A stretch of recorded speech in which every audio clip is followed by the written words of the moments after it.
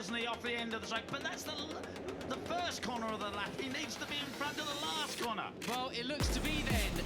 Uriarte goes wide there, goes wide, but does he cut it back on the inside? Yes, but he only slots into third position. Where's Danish? Danish is in sixth place at the moment. Keep your eye on the 13, the series leader. He needs to be so clever in these final laps. He can't afford to keep losing big points to Uriarte. Ega Pratama pulls out. Is he going to pass him? Oh, it's a photo finish, a photo finish. What? Who will it be? Was it Indonesia? Danish. It's a photo finish for sure. Was it Indonesia? Was it Malaysia? It says it's Pratama, but we don't know. 24 off now, is he? Yeah, well, that's right. He is. He's just 24 points off the win, and there are, of course, this is including this one, 4 races remaining. Still 100 points on offer, so it can change dramatically. But really, he has picked them up in the last this afternoon. Let's get a rundown of the starting grid then, the full whack of it. Pratama from first, Uriarte second, Morelli third, Mitani fourth, ahead of Christian Daniel in fifth position. He reckons he could have done a bit better. Carter Thompson, a surprise down there in 19th position. A crash in that qualifying put him down further down the grid than he'd like as well. But there's some very fast ex-rookies we're seeing now as well, Peter. Yeah, that's it. Jose Antonio Reyes, of course, he's dominating Moto. It's like an Asian tap, but it is stop and go, and he said that's the sort of track I like. And of course, he qualified fourth fastest. So very interesting to see it, and interesting to see, obviously, you know, that suited Veda, and see if the other Asian riders do as well. Well, you know, what is the weather? Row of the grid. I'm into the first corner. Around the first corner we go. But it is the 54, it's the 54 of Veda Pratama. No surprise there, he leads. He leads from Brian Uriarte and Zen Mitani there in third place. Marco Morelli got pushed back after a sluggish start time. But look at that, we've got the light rain flags with rain jackets on from the marshals in the background then. It could be drama already at the very start of this race. And everybody just feeling their way round here. And somebody's already getting too slippery, and he did very well to avoid ending up on his ear that time, didn't he? Yeah. He took the lead from Veda, obviously realised it was damp, ran wide, took it easy, and Benyat Fernandez is a faller. Brian went to final sector. So we thought we'd get away with it, but we didn't, Peter. It's going to be changing to wet tyres. It's raining on the start and finish straight. Oh, dearie me. You can see the slick tyres. Yes, he's standing up, he's okay. Yeah. We'll be missed with that. I mean, it's one of those things, when the rain comes as quickly as it did there, you know, what can race direction do anything about that? You know, they need to get the alert from the marshals, and then they need to take a decision. They did, where at one corner there was just an immediate deluge of rain, and the rest of the circuit was completely dry, and 6 riders went down all in one turn, and there was just nothing they could do about it. Here is what happened with Ticino. This is the wet corner that just started raining. Okay. Oh, nearly 4. Goodness me. Yeah. Very unfortunately. So that's Benyat Fernandez. Is that Joel Pons as well? Yes, Joel Pons as well, unfortunately. He went down 2. So and is it going to dry out? It's changed to wet tyres, and unless there's actually thunderstorms and lightning about. We have had that in Rookies Cup. You mentioned Portugal. We had a Portuguese race where the revs rise and away they go, and it is the number 30. He gets another good start. Christian Junior gets a good start, but he's not the quickest off the line, because that is Veda Pratama. Veda Pratama from Brian Uriarte. Into turn 1 they go. Big overtaking spot. You don't want to cause a bit of a pile up there. Outbreak yourself as wow, that was Morelli, I think, just scything his way through on Daniel. It was Morelli, not stereotypically by my memory anyway. Away with a nasty slide in the first start.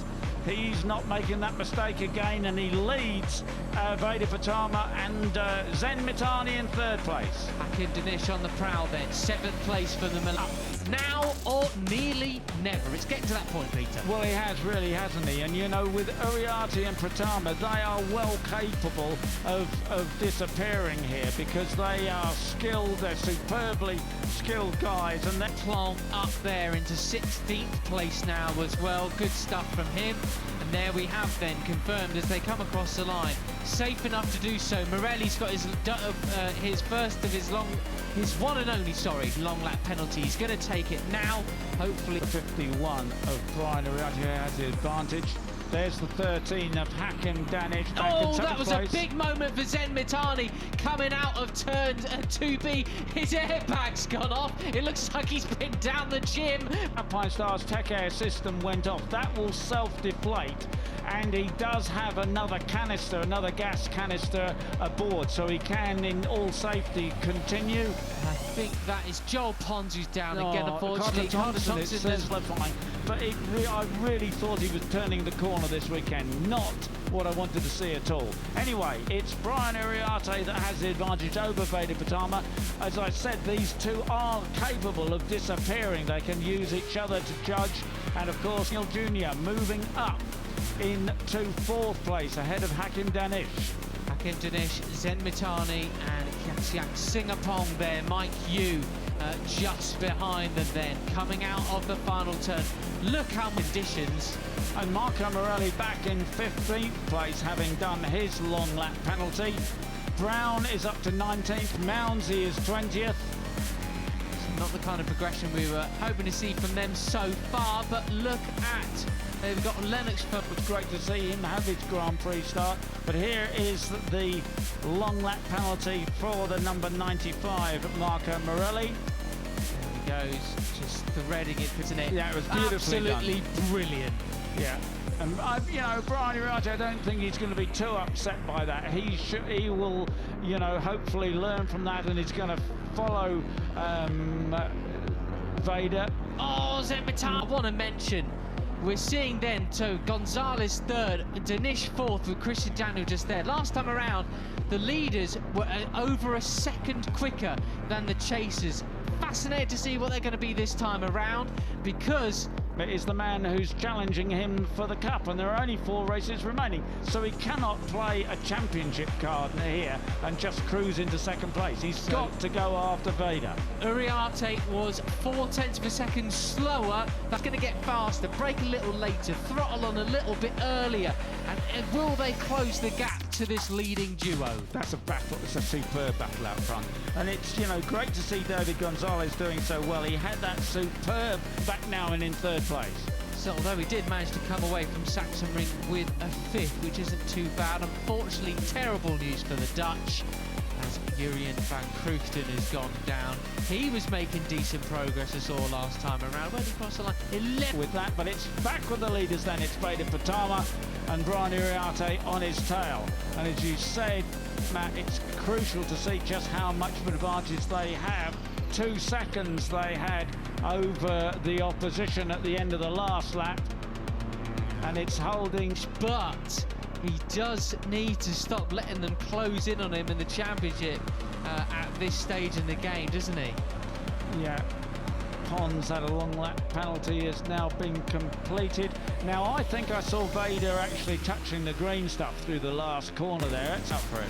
Having said that, Peter, last time around the fastest rider on track, the fastest rider in the race so far is Hakim Danish, a 1:57.4, 6/10 actually quicker. He'd be able to hunt them down. It's halfway through the race at the moment. 5 laps to go. At this pace he can do it, but you know, it's also too easy to make a mistake.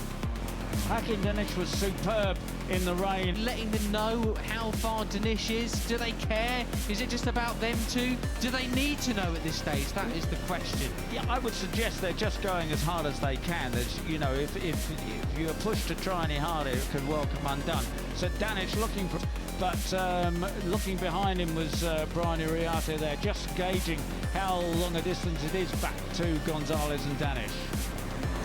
See Danish not quite so comfortable through the mid-section of the circuit, the more flowing part.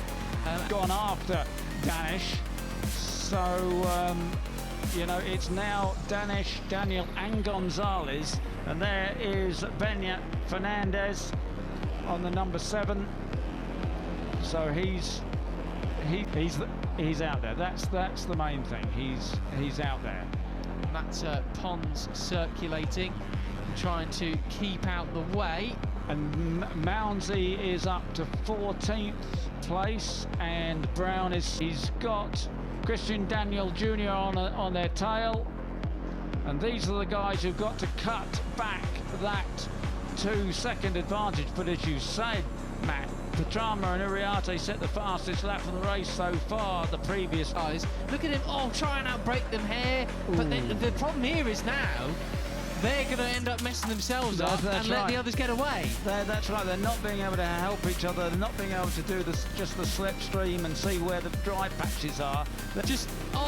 David Gonzalez. Well, look, Hakim Danish. Unfortunately, I'm not going to pin it on Gonzalez for overtaking. Hakim Danish being too slow in the midsection, unfortunately. But the rest, he's seemingly much quicker. Now, is it really going back to what we were saying? That would make sense, doesn't it? It all adds up. As we see then the fastest lap of the race so far, 1:56.6. So that's about nearly 3 seconds quicker than they were in the opening laps. As we now click on a lap 7 of 10. And I would say, Peter, when you think, oh, well, perhaps you play at KG and whatever, he just will put his head down and be confident that no one's going to be able to pass him. So let's see if that's the way he plays it and whether Brian's got something up. Peter, just look at they pulled out, a couple of tenths away from Danish there. It's